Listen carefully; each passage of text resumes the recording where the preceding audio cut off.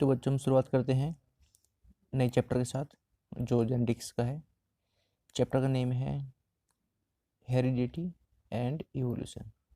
ठीक है, तो बच्चों जैसे कि आप सब जानते होंगे जितने भी लिविंग ऑर्गेनिज्म हैं उन सब के कुछ ना कुछ फीचर्स होते हैं। ठीक है, जो आगे आने वाली जनरेशन में दिखाई देते हैं, जैसे कि height, complexion, colour of hair, eyes, shape of nose और चिन। तो ये कुछ ऐसे फीचर्स हैं हाइट जो उनकी आगे आने वाली पीढ़ी में दिखाई देता है। मतलब अगर किसी फादर के हाइट अच्छी है तो उसके बच्चे की भी हाइट अच्छी होगी, या फिर ज़रूरी नहीं अच्छी हो, या फिर मदर पे भी जा सकती है, फिर फादर पे भी जा सकती है। और ऐसे ही कॉम्प्लेक्शन, मतलब उसकी स्किन का कलर कैसा है, हेयर का कलर कैसा है, आइज का कलर कैसा है, नोज़ की शेप कैसी है और गाल कैसे हैं, या फिर ठोड़ी कैसी है। ठीक है, चिन माने ठोड़ी, तो उसकी ये ठोड़ी कैसी है। तो ये जो कुछ करेक्टर्स हैं ये लिविंग ऑर्गेनिज्म के करेक्टर हैं, और ये इस तरह के करेक्टर हैं जो एक पीढ़ी से दूसरी पीढ़ी में जाते हैं। मतलब या तो मदर से जाते हैं बच्चे में, या फिर फादर से जाते हैं, या फिर दोनों के थोड़े थोड़े करेक्टर्स जाते हैं। तो इन सबको हम क्या कहते हैं, ये जो हमने अभी पढ़े हैं, ये हाइट, कॉम्प्लेक्शन और कलर, ये सब इनको हम कहते हैं करेक्टर्स कहते हैं। फिर है जो करेक्टर्स की अल्टरनेटिव फॉर्म है वो क्या होती है, ट्रेट्स होती है। मतलब बायोलॉजी में हम इन सबको ट्रेट्स कहते हैं। जैसे कि आगे चलो पढ़ेंगे, बस अभी ये याद रखो ट्रेट्स। अगर कोई पूछे मान लो कि ट्रेट पहला है हाइट। हाइट छोटी भी हो सकती है, ड्वार्फ, ड्वार्फ माने छोटा, साइंस में इसको पढ़ेंगे, और लॉन्ग भी हो सकती है। ऐसे ही फर्स्ट, ये तो पहला ट्रेट है। दूसरा ट्रेट क्या है, कलर ऑफ हेयर। ये ब्लैक भी हो सकता है और ब्राउन भी हो सकता है।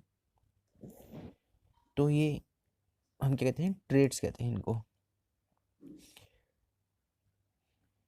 अब क्या है ट्रांसमिशन, ये जो मेन लाइन है इसकी, ये the transmission of passing and genetically based characters और traits from one parent to their offspring is called heredity. मतलब इसका मतलब है कि जब ट्रेट्स, ये ट्रेट्स मतलब हाइट, इनको हम करेक्टर्स भी बोल सकते हैं, या फिर जो भी चीज़ है, जब ट्रेट्स एक जनरेशन से, मतलब जब पेरेंट्स से अपने ऑफस्प्रिंग में, ऑफ स्प्रिंग माना होता है बच्चे, जो उनके बच्चे होते हैं उनमें पास होते हैं, तो उसे हम क्या कहते हैं, हेरिडिटी कहते हैं। मतलब इन करेक्टर्स को, ये भी जो भी करेक्टर्स बताए हैं और भी बहुत सारे करेक्टर्स होते हैं, उनके एक जनरेशन से दूसरी जनरेशन में पास होने को हम क्या कहते हैं, हेरिडिटी कहते हैं। या फिर पेरेंट्स से ऑफस्प्रिंग में पास होने को हम हेरिडिटी कहते हैं। तो आप ये याद रखना, ये इंपॉर्टेंट है, भी डेफिनेशन आती है एग्जाम में, या फिर वन वर्ड में भी पूछ लेते हैं। और अब हेरिडिटी बच्चों पास होती है। अब तुमने देखा होगा एक चीज़ कि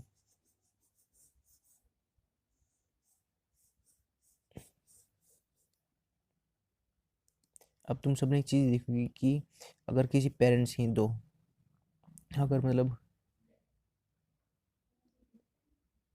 पेरेंट्स मदर, मदर और फादर हैं,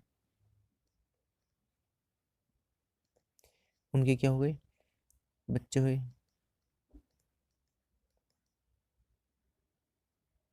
चिल्ड्रन हुए।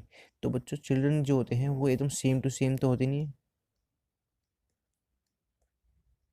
सेम टू सेम तो नहीं होते, उनमें कुछ ना कुछ बदलाव जरूर आते हैं थोड़े से।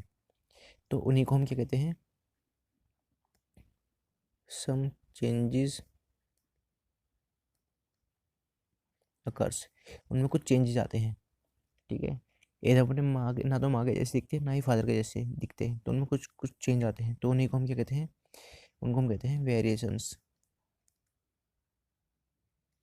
वेरिएशन माना होता है बदलाव।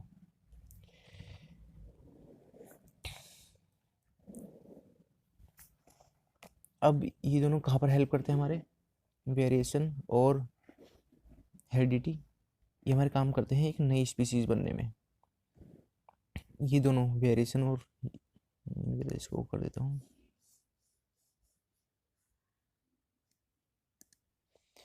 हेरिडिटी एंड वेरिएशन दोनों किस में हेल्प करते हैं, हेल्प्स इन इवोल्यूशन। अब इवोल्यूशन क्या है, इवोल्यूशन है एक नई स्पीसीज का बनना।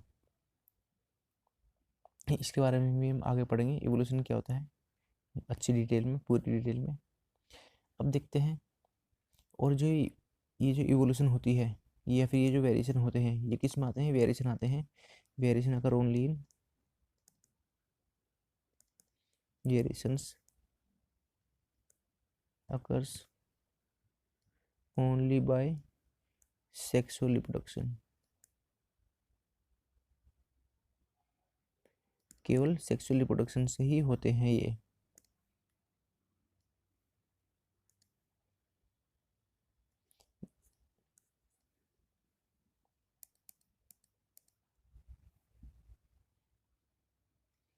मतलब जो वेरिएशन होते हैं केवल सेक्सुअल रिप्रोडक्शन होगा तभी होंगे, सेक्सुअल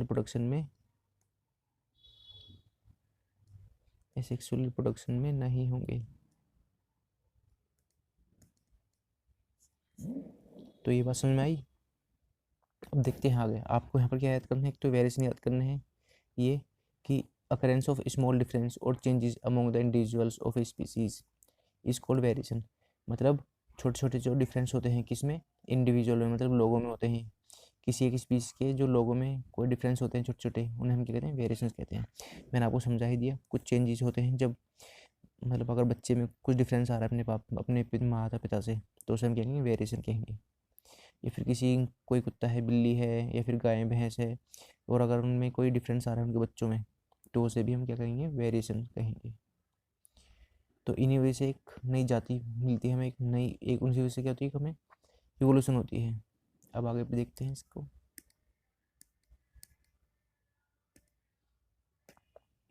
अब है इसके आगे, इसमें कौन कौन मदद करता है हेरिडिटी में, हेरिडिटी में कौन हिस्सा लेता है हेरिडिटी में, मतलब करेक्टर्स को करेक्टर्स के एक जनरेशन से दूसरी जनरेशन में जाने में कौन मदद करता है, जीन्स, जीन्स मदद करते हैं। जीन्स आर स्पेसिफिक, अब ये जीन्स है क्या, मैं भी एक बार कर देता हूँ,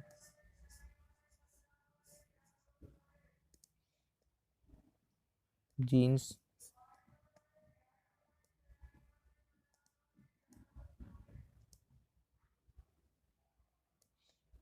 हेल्प्स इन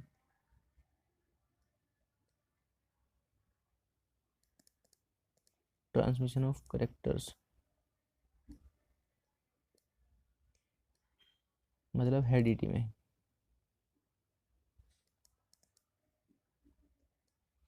जीन्स हेल्प्स करते हैं किसमें, ट्रांसमिशन ऑफ करेक्टर्स में, मतलब हेरिडिटी में कौन हेल्प करता है, जीन्स करते हैं।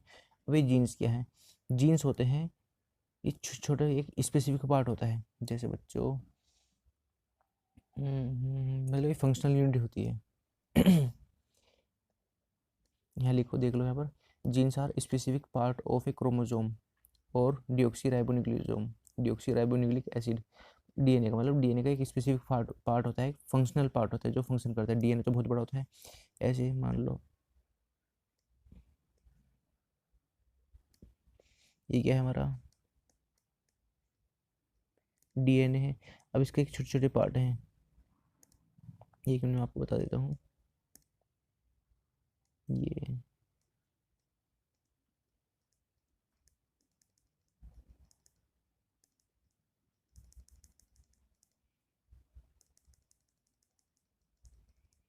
ठीक है। तो यहाँ पर ये जो है स्पेसिफिक पार्ट होता है, तो स्पेसिफिक पार्ट होता है या फिर फंक्शनल पार्ट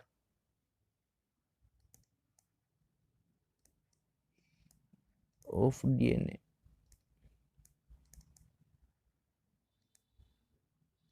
जीन ऐसी स्पेसिफिक पार्ट होता है, या फिर क्या होता है वो स्पेसिफिक पार्ट होता है, फिर फंक्शनल पार्ट होता है किसका, डीएनए का, उसे हम क्या कहते हैं, जीन कहते हैं। और ये जीन ही जो फंक्शन करता है, ये जीन ही क्या करते हैं, ये मदर से बेबी में जाते हैं और ऐसे ही कुछ फादर से बेबी, कुछ फादर से जाते हैं।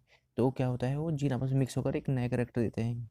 तभी तो बच्चा कुछ अपनी माँ की तरह दिखता है, कभी फादर की तरह दिखता है, और कुछ कुछ अलग भी दिखता है। तो हेरिडिटी में कौन हेल्प करता है, जीन्स हेल्प करते हैं। और कोई पूछे कि कौन, चलो आप तो समझ गए, जहाँ भी हेरिडिटी में आएगा कोई भी क्वेश्चन हेरिडिटी के ऊपर, तो वहाँ पर क्या आएगा, जीन्स की कौन मदद करता है, हेरिडिटी में जीन्स मदद करते हैं। अब देखते हैं नेक्स्ट।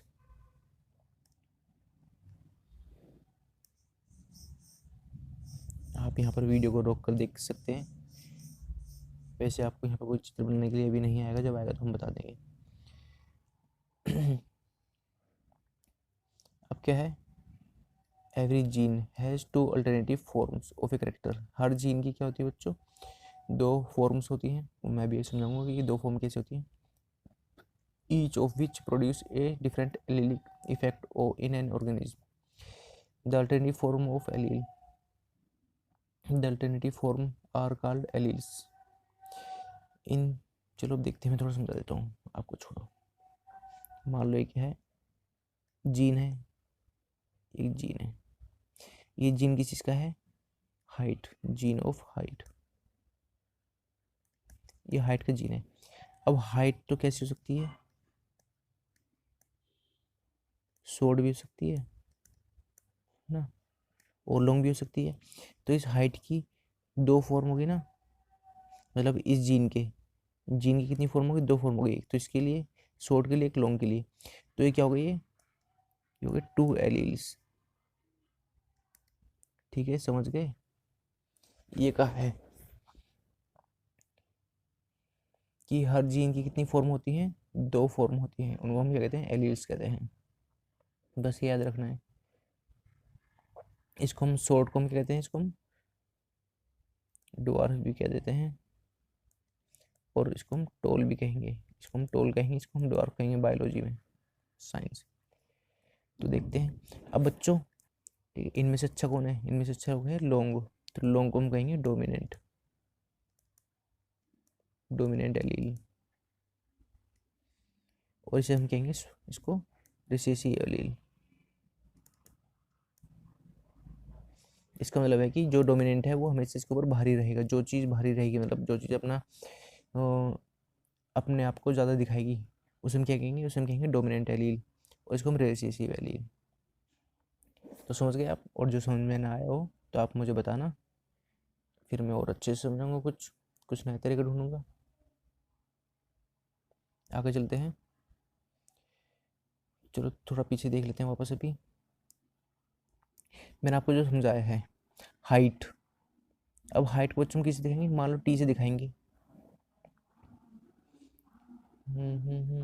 चलो अभी पढ़ लेते हैं अभी, ठीक है। तो हाइट का होगा टी, लेकिन जो डोमिनेंट होगा लॉन्ग वाला उसको हम लिखेंगे कैपिटल टी से, और जो रिसेसिव वाला होगा उसको हम लिखेंगे स्मॉल टी से। ठीक है, बस ये याद रखना।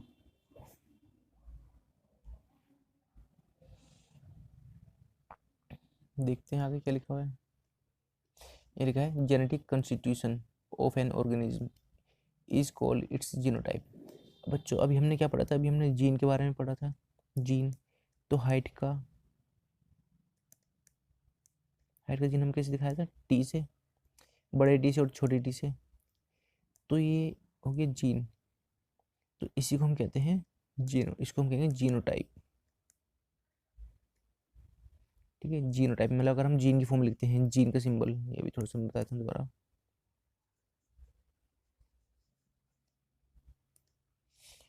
मतलब अगर हम पढ़ रहे हैं कि कोई ऑर्गेनिज्म है, मतलब कोई जंतु है, कोई भी जंतु है, और उसकी हम स्टडी करना चाह रहे हैं कि उसमें कौन कौन से जीन हैं। अगर तुम लिखोगे, मान लो उसमें करेक्टर्स पढ़ रहे हो या फिर ट्रेट, ट्रेट पढ़ना चाह रहे हो, मतलब ट्रेट पहले क्या है, हाइट, हाइट, और दूसरा हाइट और कलर, कलर ऑफ हेयर। अब हाइट क्या क्या हो सकती है, हाइट हो सकती है वही शॉर्ट और टॉल।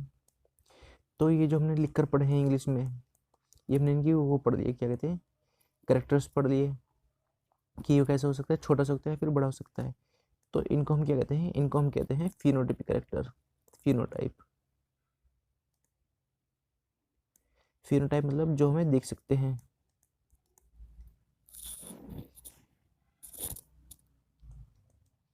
जो हम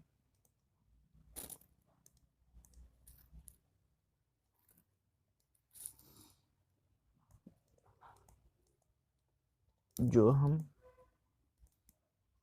देखकर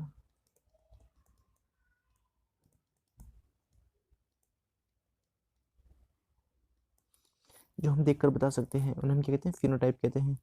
तो हम देखकर बता सकते हैं ना कि छोटा है या बड़ा है, लेकिन जिनको हम नहीं देख सकते उसे हम क्या कहते हैं, उसे हम कहते हैं जीनोटाइप।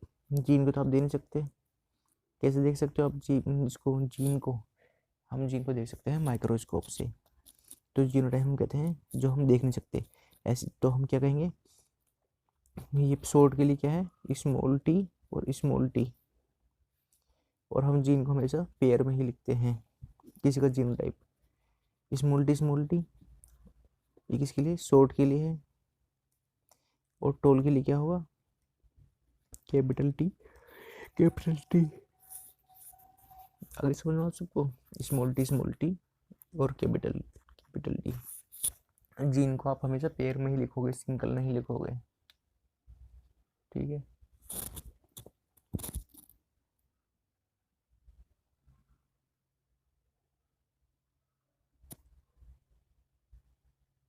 अब आगे देखते हैं।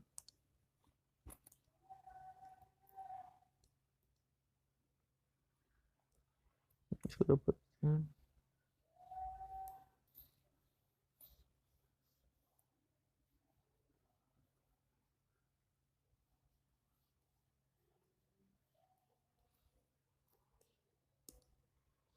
अब देखते आगे।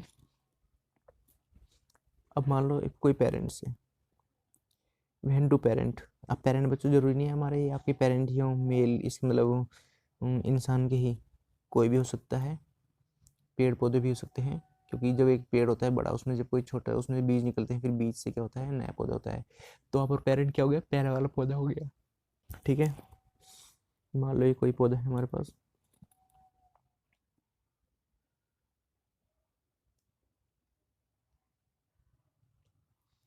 ये पौधा हो गया, ये हो गया बच्चों मेल,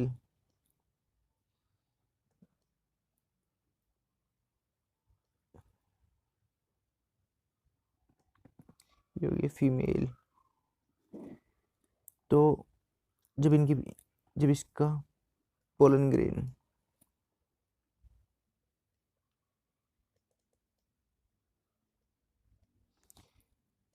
इसकी स्टिग्मा पे जाएगा,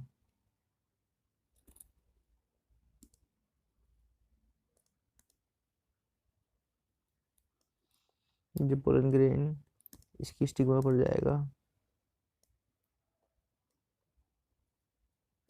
तो क्या होगा, फर्टिलाइजेशन होगा, फिर बीज निकलेंगे। तो बीज निकल के मान लो कोई नया फिर बीज होगा तो कोई पौधा बना, एक छोटा सा पौधा बन गया।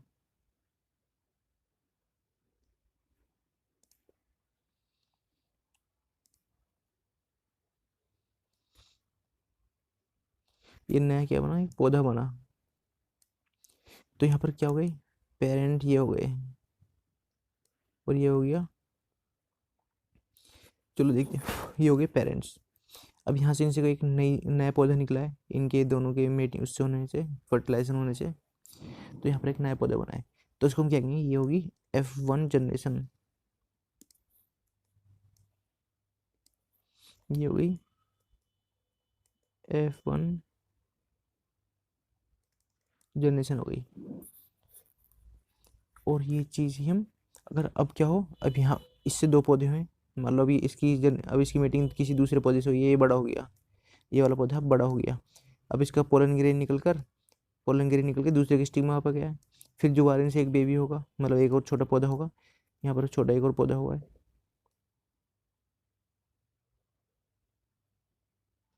तो ये क्या हो गई, ये हो गई F2 जनरेशन हो गई। F होता है filial, filial generation first, filial generation second, बस आपको F1 और F2 जनरेशन ये याद रखना है। अब ऐसे ही कहाँ पर हो सकता है, ऐसे ही हर चीज़ में हो सकता है, किसी भी इंसान में हो सकता है, कोई भी एक जानवर है उसमें भी हो सकता है, कोई भी घोड़ा, कुत्ता, बिल्ली या फिर मक्खी, ठीक है। पेरेंट वहाँ पर भी हो सकते हैं। यहाँ पे ये मत समझना कि पेरेंट्स इंसान की बात कर रहे हैं, वो कि हर चीज़ की बात कर रहे हैं। A new form of plant resulting from cross of different varieties of plant is known as hybrid. अब मतलब ये कुछ थोड़ा अलग ही बात कह रहा है, इसको हम अभी बाद में पढ़ेंगे हाइब्रिड क्या होता है। अभी हम पढ़ते हैं, ये तो पढ़ लिया आपने हेरिडिटी के बारे में और उसकी वो कैसे आती है, जीन्स आती है, ठीक है। और जीन्स कितने टाइप्स के होते हैं, 2 टाइप के होते हैं, एक डोमिनेंट होता है और एक रिसेसिव होता है, ये सब आपने पढ़ लिया। और तो अब हम पढ़ते हैं वेरिएशन की, वेरिएशंस क्या होते हैं, जो हमने पीछे अभी टॉपिक छोड़ दिया था। अभी हमने पढ़ाया था ना वेरिएशन, एक थोड़ी सी डेफिनेशन बताई थी, अब उसको हम कंटिन्यू करते हैं। वेरिएशन क्या होते हैं, चेंज इन करेक्टर्स या फिर traits between parent and offspring. मतलब जब पेरेंट और ऑफस्प्रिंग के बीच में कुछ करेक्टर्स चेंज होते हैं, मतलब जब ऑफस्प्रिंग अपने पेरेंट से थोड़ा सा चेंज होता है तो उन्हें हम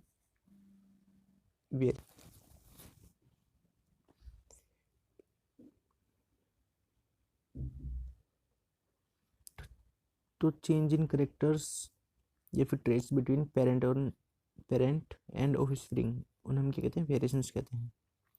और ये वेरिएशन कितने टाइप के होते हैं, 2 टाइप के, सोमेटिक वेरिएशन और एक गैमेटिक वेरिएशन। अब हम पढ़ते हैं इनको अलग अलग कि सोमेटिक वेरिएशन क्या होते हैं। सोमेटिक वेरिएशन होते हैं बच्चों जो हमारे चेंजेस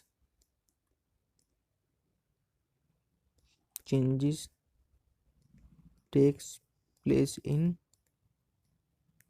बॉडी सेल, ठीक है। जैसे बॉडी सेल में क्या होता है बच्चों, मतलब बॉडी की जो सेल है, हमारी कोई पूरी बॉडी है, उसकी सेल में जब कुछ चेंजेस हो जाते हैं तो हम उन्हें क्या कहते हैं, सोमेटिक चेंजेस कहते हैं। जैसे आपका हाथ कट गया, आपकी उंगली कट गई थोड़ी सी, तो उसमें क्या है, उसकी सेल में चेंजेस आ गए ना।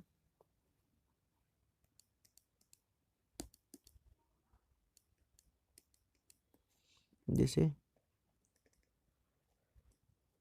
फिंगर कट गई, फिंगर कट, तो उसमें क्या होता है, उसमें बॉडी की सेल चेंजेस हो जाती हैं, मतलब वो जैसी भी कट जाती हैं, कुछ भी हो जाता है। या फिर आपने आपके आपके चोट लगी, आप गिर गए, छिल गए, तो वहाँ पर भी बॉडी की सेल चेंजेस आ गया। तो लेकिन ये जो चेंजेस हैं, अब ऐसा तो है नहीं कि जैसे मान लो आपकी उंगली कट गई तो आपके बच्चे की भी उंगली कटी हुई निकलेगी, ऐसा तो है नहीं, है ना। तो ऐसे चेंजेस जो एक जनरेशन से दूसरे जनरेशन में नहीं जाते, मतलब पेरेंट से ऑफस्प्रिंग में नहीं जाते, उन्हें हम क्या कहते हैं, उन्हें हम कहते हैं सोमेटिक वेरिएशंस कहते हैं। और इनको हम क्या कहते हैं, दी आल्सो कॉल्ड एक्वायर्ड ट्रेड्स। इनको हम और क्या कहते हैं, एक्वायर्ड ट्रेड्स कहते हैं। एक्वायर्ड माने होता है जो आपको खुद ही मिले हैं, मतलब आपने जो अभी खुद ही चेंज किया है अपने एनवायरनमेंट के अकॉर्डिंग। जैसे आप गिर गए एनवायरनमेंट में, पानी मतलब पानी भर रहा था एक जगह और आप गिर गए वहाँ पर, तो आपकी चोट लग गई, आपकी सेल में कुछ चेंजेस आ गए, और वो चेंजेस लेकिन आपकी बच्चों में नहीं जाएंगे। तो ऐसे करेक्टर्स को हम क्या कहते हैं, सोमेटिक वेरिएशंस कहते हैं। या फिर कुत्ते की पूंछ कट जाती है, किसी गाड़ी के नीचे कट जाती है, उसका पैर टूट जाता है, तो वहाँ पर भी सेल में चेंजेस हो गए। लेकिन ऐसा तो है नहीं कि वो उसके बच्चों में भी जाएंगे, मतलब उसके बच्चों की भी पूंछ कटी हुई होगी, ऐसा नहीं है। तो ऐसे ही करेक्टर्स जो बच्चों में नहीं जाते हैं उन्हें हम कहते हैं सोमेटिक वेरिएशंस कहते हैं। लेकिन ऐसे वेरिएशंस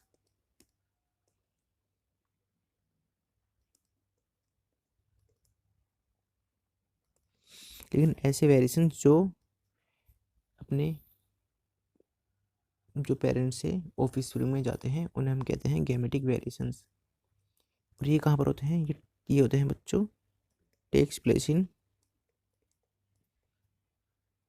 रिप्रोडक्टिव सेल्स। ये कहाँ होते हैं? ये रिप्रोडक्टिव सेल्स में होते हैं।